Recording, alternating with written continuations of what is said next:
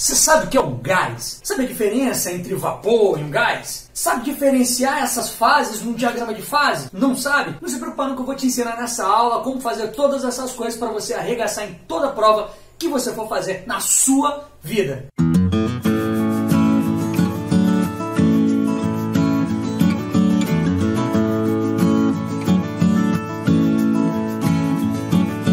Fala galera, aqui quem fala é o professor Eduardo, famoso quadrado, seu professor de física, e na aula de hoje a gente vai introduzir a noção de gases, tá? Então a nossa aula é destinada aqui ao estudo dos gases, que é um conteúdo bem importante aí em vestibulares e todas as provas que você for fazer de física na sua vida, tá bacana? Olha só galera, quando a gente fala de gases, né, isso aí vai estar envolvido com todas as outras fases da matéria. Então para a gente entender o que é um gás, a gente precisa entender quais são todas as fases de uma matéria e como ocorrem as mudanças de uma fase da matéria para outra. E para a gente entender melhor isso, eu preciso apresentar para você esse camarada de extrema importância para o estudo dos gases, que é o diagrama de fases. Ou seja, ele é um diagrama que vai representar todas as fases da matéria para a gente. Ele vai mostrar para a gente como funciona a relação da transição do estado sólido para o líquido, do líquido para o vapor, do vapor para o sólido. Então todas essas mudanças de estado aí estão listadas e podem ser observadas aqui por esse diagrama de fases, tá? Esse diagrama de fases, galera, é o diagrama de fases da maioria das substâncias. Existem algumas exceções que a gente vai ver, mas essa aqui funciona para a grande maioria das substâncias. Então, no que consiste o diagrama de fases? Ele tem um eixo Y, um eixo X, onde o eixo X representa a temperatura de uma substância. É muito importante que essa temperatura seja dada em Kelvin, tá beleza? Ah, professor, mas em alguns estudos aí que eu fiz há umas aulas atrás, eu usei graus Celsius, usei Fahrenheit, por que você está mandando eu usar Kelvin? Bem, para todo cálculo que a gente vai fazer aqui, todo cálculo que a gente for fazer no estudo dos gases, a temperatura tem que obrigatoriamente ser dada em Kelvin, porque ela é a unidade de temperatura no Sistema Internacional de Medidas, então fica muito esperto com isso aí, tá bacana? Aqui o nosso eixo Y, ele representa a pressão de uma determinada substância. Então, olha só, muita atenção para os fatores que vão influenciar no estado da matéria. Pressão e temperatura, tá bacana? Então a pressão e a temperatura vão ditar se essa substância vai estar no estado sólido, no estado líquido, no estado de vapor ou até mesmo no estado gasoso, que a gente vai ver que é diferente de vapor, tá? Disso você não sabia, né? Então olha só galera, esse diagrama de fase é constituído por três curvas diferentes. Uma curva A, que é essa curva pretinha. A curva B, que é essa curva azulzinha. E a curva C, que é essa curva vermelhinha. Nesse primeiro quadrante, olha só, eu tenho toda a fase sólida. Então uma substância que estiver presente aqui, ó, nesse primeiro quadrante, aqui, ó, nessa primeira região, vai estar no estado sólido. Tá? Então, essa substância aqui, ela vai ter uma determinada temperatura, uma determinada pressão, que vão levar ela para essa região em estado sólido, beleza? E caso a minha substância tenha uma determinada temperatura e uma pressão, que levem ela para alguma região, abaixo das curvas A e B, tá vendo? Essa regiãozinha aqui, ó, ela vai estar no estado de vapor. Ah, mas a pressão e a temperatura dela levaram ela para a terceira região, essa regiãozinha aqui, ó, entre as curvas C e B, tá vendo? A vermelhinha e a azulzinha. E aí ela vai estar no estado líquido. É bem importante que você se lembre do desenho desse diagrama de fase, que serve para a maioria das substâncias, e que você se lembre dessas três regiões e também saiba em que estado da matéria vai estar a substância em cada uma dessas regiões. Aí você tem que decorar mesmo, tá? Não tem jeito, você não pode esquecer. Você tem que aprender de cor. Bacana? Então, olha só, galera, vamos analisar aqui alguns pontos importantes do diagrama de fases. Eu sei aqui as três regiões, muito importantes. As três curvas, muito importantes, tá? E existe aqui um pontozinho, que é o ponto de encontro entre essas três curvas. Tá vendo esse pontozinho de encontro aqui, ó? Entre a curva A, B e C? Então, esse ponto é chamado de ponto tríplice, galera. Ponto tríplice porque é encontro de três curvas. Ou seja, encontro de três curvas, encontro de três fases.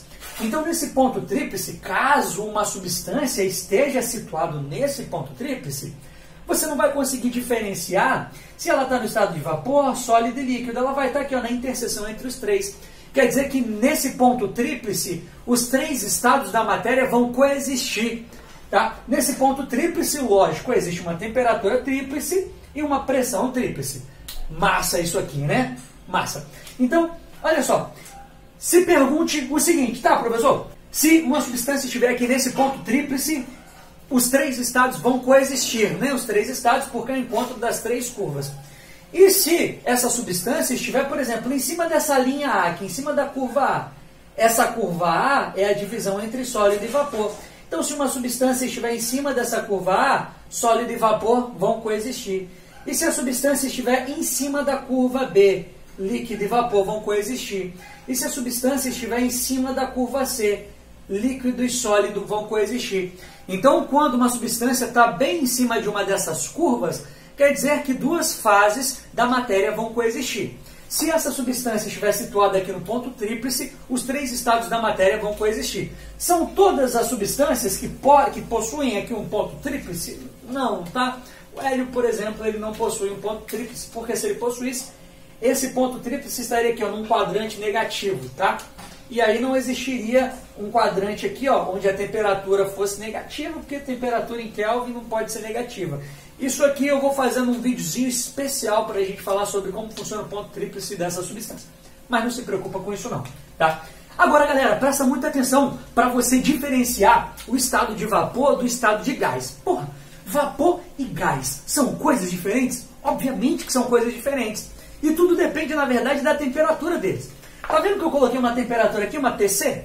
Então, essa temperatura, no diagrama de fases, é chamada de temperatura crítica. Essa temperatura crítica serve para diferenciar as substâncias, as fases da matéria normais, né? Líquido, vapor, sólido, e o estado gasoso. Você consegue perceber aqui, ó, temperatura crítica, tracei uma reta vertical. Depois dessa temperatura crítica não existe líquido, sólido nem vapor, só existe gás. Como eu falei para você, o estado da matéria não depende só da temperatura, depende da temperatura e da pressão.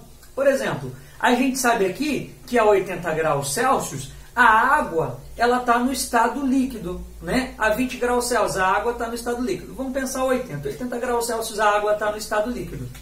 Bacana. Isso a uma pressão de 1 atm, que é a pressão atmosférica. Agora, caso você suba, por exemplo, até o pico do Monte Everest, onde a pressão é bem menor, a 80 graus Celsius a água não vai estar mais no estado líquido, vai estar no estado de vapor. Bacana? Porque a gente consegue perceber aqui, ó, que com o aumento da pressão, a substância tende a ficar onde? No estado sólido. E com a diminuição da pressão, ela tende a ficar aqui embaixo, ó, no estado de vapor. Então, quando você diminui a pressão, a tendência da substância é estar em estado de vapor. Tá? É o que acontece no alto do Monte Everest. Lógico que dentro de uma panela de pressão, por exemplo, quando você aumenta a pressão, olha, aumenta a pressão, a tendência dela é ir para o estado sólido. Ou na intermediação, né, aqui no estado líquido. Por isso que na panela de pressão, a água continua na fase líquida, mesmo a temperaturas maiores do que 100 graus Celsius. Massa isso aí, né? Tudo por causa da pressão. Então, olha só, voltando aqui para a temperatura crítica. Quando a minha substância passa da temperatura crítica, a pressão já não influencia mais no estado dessa substância. Ou seja, qualquer substância cuja temperatura seja maior do que a temperatura crítica vai estar obrigatoriamente no estado gasoso. Doideira isso, né? Então, olha só, se você está aqui no estado de vapor, por exemplo, estou bem aqui, aumenta a pressão, vai para o estado líquido. Se você está no estado líquido, diminui a pressão, vai para o estado de vapor. Tá? Então, a pressão aqui vai influenciar na minha fase dessa minha substância. Agora, ó, passou da temperatura crítica aqui, eu posso aumentar e diminuir a minha pressão e a minha substância vai continuar no estado de gás. Massa. Então essa é a grande diferença entre o estado de vapor e o estado gasoso, tá? Uma substância que esteja no estado de vapor, ela vai ter uma temperatura menor do que a crítica. Uma substância que esteja no estado gasoso, ela vai estar numa temperatura maior do que a temperatura crítica. Bacana? Deu para sacar até aqui? Então, se isso aqui, galera, tem te ajudado de alguma forma, peço aí que você compartilhe esse vídeo para quem precisa, tá beleza? O conhecimento deve ser compartilhado. Manda lá pro amiguinho da sua sala, manda para a galera que vai tentar um vestibular, para a galera que vai fazer o Enem esse ano, para o pessoal que tem uma dificuldade aqui em gases, porque vou dar continuidade ao estudo dos gases aqui numa sequência de vídeos, e aí você vai ter todas essas aulas completinhas, tá? Por isso que é importante você seguir o canal aqui, tá? Olha, clicar no sininho das notificações para você saber quando vídeos novos chegarem. Então vem cá, Vamos falar dessas mudanças de fase, então, que eu falei aqui para vocês. Então, já está entendido que o diagrama de fases tem 3 curvas com 3 regiões diferentes. E essas 3 regiões aqui, ó, elas determinam a fase dessa minha substância, o estado dessa minha substância, que depende da temperatura e da pressão. Mas quando a temperatura é maior que a crítica, eu só tenho gás. Vamos estudar melhor essas transições aí, ó, de uma fase para outra, né? Falar sobre os nomes das mudanças de fase. Dá uma olhada aqui na curva A, tá? Vamos observar a curva A. Essa curvinha A aqui, ó. Você consegue perceber que essa curva A, ela divide o estado sólido do estado de vapor? Ah, beleza. Então, olha só, uma substância aqui nessa curva A, ela pode ir do estado sólido para o estado de vapor, ou do estado de vapor para o estado sólido, tá? Então, ó, na curva A eu tenho a transição entre sólido e vapor. Então, uma substância pode ir do estado sólido para o estado de vapor, ou do estado de vapor para o estado sólido. Qualquer uma dessas mudanças, tanto de ida quanto de volta, são chamadas de sublimação. Tá? Sublimação é um fenômeno que ocorre, por exemplo, com o gelo seco. O gelo seco não derrete no sentido de ir para a fase líquida. Ele é sólido, né, gelo, e aí ele vai direto para a fase de vapor. Ele evapora, por isso aquele fumaceiro desgraçado quando você deixa o gelo seco a temperatura ambiente. Bacana? Ah, professor, eu ouvi falar que do sólido para o vapor era sublimação e na volta era ressublimação. Alguns livros trazem essa ideia para a gente, mas para todos os efeitos, sublimação na ida e na volta é completamente aceitável. Tá? Agora vamos pensar aqui na curva B, ó, a curva B azulzinha, que delimita 2 fases na matéria, vapor e líquido. Então a substância pode ir do estado líquido para o estado de vapor, ou do estado de vapor para o estado líquido. Beleza. Olha aqui, líquido para vapor. Se ele estiver indo de líquido para vapor, a gente chama esse processo de vaporização. Na volta de vapor para líquido, a gente chama isso aí de condensação. Tá bacana? Quando você levanta de manhã e tem umas florzinhas assim, jogadas na varanda, e aí o tempo está meio úmido, é comum que você veja aquela relvazinha, né, que é aquele líquido ali na folha das plantas. Aquilo é um processo de condensação, tá? O vapor, né, aquela neblina da noite, aquele vapor ali, ó, durante toda a noite, se transformou em líquido na folha das plantas. Então, ó, vapor para líquido, condensação. Massa, né? Agora vamos pensar aqui nessa curva C, a curva vermelha. Olha só, ela delimita 2 fases, líquido e sólido. Então a minha substância pode ir do estado sólido para o líquido ou do líquido para o sólido. Se está indo do sólido para o líquido, eu chamo esse processo de fusão. Fusão. Ha!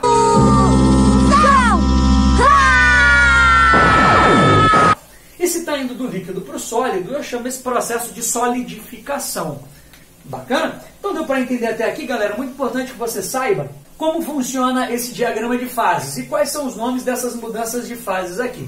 Eu vou falar um pouco mais sobre essa mudança de fase daqui a pouquinho no nosso próximo quadro, então não sai daí não, beleza? Quadro novo, vida nova, galera, agora falando sobre, né, aqueles processos de mudança de fase. Só que algumas mudanças de fase levam a alguns nomes específicos por conta de características específicas. Como assim, professor? Olha só. Aquela mudança de vapor para líquido a gente chama de condensação, não é verdade? Vapor para líquido a gente chama de condensação. Só que uma maneira didática de representar a mudança de fase, não de vapor para líquido, mas de gás para líquido, é chamar isso de liquefação. Então, olha só, didaticamente a gente diz que é mudança do estado de vapor para o estado líquido, condensação, de gás para o estado líquido, liquefação. Mas para todos os efeitos, galera, liquefação ou condensação é usado para os dois tipos de mudança de fase, tá? Tanto de vapor para líquido quanto de gás para líquido. Então, para todos os efeitos, eles são sinônimos. Só queria mostrar isso aqui para você, porque pode aparecer e você pode ficar meio perdido. Então, por favor, não fique meio perdido, tá? Agora, é uma observação bem importante. A mudança de fase líquida para vapor, a gente chamou de vaporização. Só que a vaporização tem 3 subtipos. Tem a ebulição, a evaporação e a calefação. Então, vaporização, estado líquido para o vapor. Mas vamos diferenciar esses 3 subtipos aqui dele. Olha só, a ebulição, né, que é um tipo de vaporização, é o mais conhecido. Por quê? Porque a ebulição é o processo de transformação do estado líquido para o estado de vapor quando você está fazendo café, por exemplo. A gente sabe que o estado de ebulição da água, né, o ponto de ebulição da água é 100 graus Celsius, ou seja, você começa a aquecer seu café, deu 100 graus Celsius, a água começa a borbulhar. Tá? Então, esse processo de ebulição, uma característica bem marcante dele é a formação de bolhas, tá? Ebulição, né? Ebulição. É interessante porque esse ponto de ebulição ele tem uma pressão e uma temperatura muito bem definidas, ou seja, a pressão de 1 atm, que é a pressão atmosférica, o ponto de ebulição da água é de 100 graus Celsius, ou seja, 100 graus Celsius começa a formação de bolhas e a transformação do estado líquido por estado de vapor. Essa mudança de estado não é muito rápida, né? Então a gente sabe que se você colocar a água lá para aquecer, ela começar ali ó, o processo de ebulição, vai demorar bastante tempo para que aquela água evapore por completo, né? Então ele é considerado um processo até que lento. Formação de bolhas, pressão e temperatura bem definidas, processo lento. Já na evaporação, galera, a evaporação é um processo que você não consegue nem perceber, né? É não percebido. Ele é aquele processo de quando você coloca as roupas para secar no varal. Você não consegue perceber olhando para ele. Isso pode ficar 2 horas olhando para a roupa.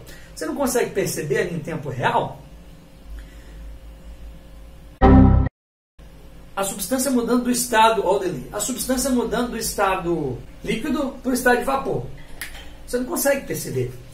Por que você não consegue perceber? Porque é um processo extremamente lento, né? E ele ocorre a qualquer temperatura. Então, às vezes, você bota a sua roupa lá para secar num dia onde a temperatura é 25 graus, outro dia 30, outro dia 35, para todos os efeitos, o processo de evaporação vai ocorrer, tá? As roupas vão secar. Vão demorar mais ou vão demorar menos, mas ainda assim elas vão secar.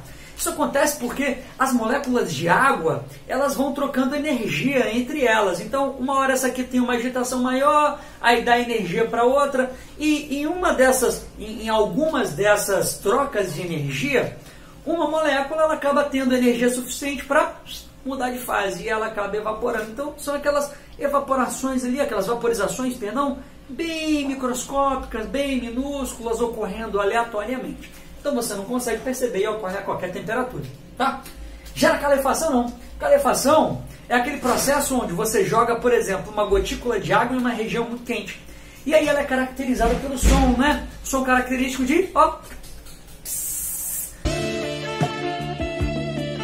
Então, isso é um processo de calefação. Quando a superfície está muito quente assim, entre aspas, né? Uma temperatura muito elevada, a sua substância, ela muda do estado líquido para o estado de vapor antes de tocar na superfície.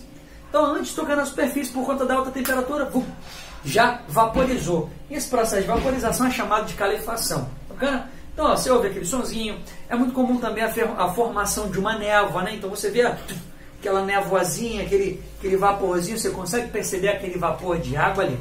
Tá bacana? Então, ó, esses são os 3 subtipos aqui que você precisa saber, né? Esses nomes são bem importantes aí, pode aparecer alguma dessas nomenclaturas para você na prova e você tem que diferenciar o que é uma e o que é outra. Bacana? Espero que tenham gostado dessa aula para todos os efeitos. A gente vai continuar seguindo o conteúdo de estudo dos gases. Isso é um conteúdo completo para você conseguir arregaçar no Enem, vestibulares e outras provas. Se você gostou desse vídeo, compartilhe aí com quem precisa. Vai me ajudar muito e vai ajudar muito mais as pessoas que precisam disso, ainda mais nesse período. Tá bacana? Até a nossa próxima aula.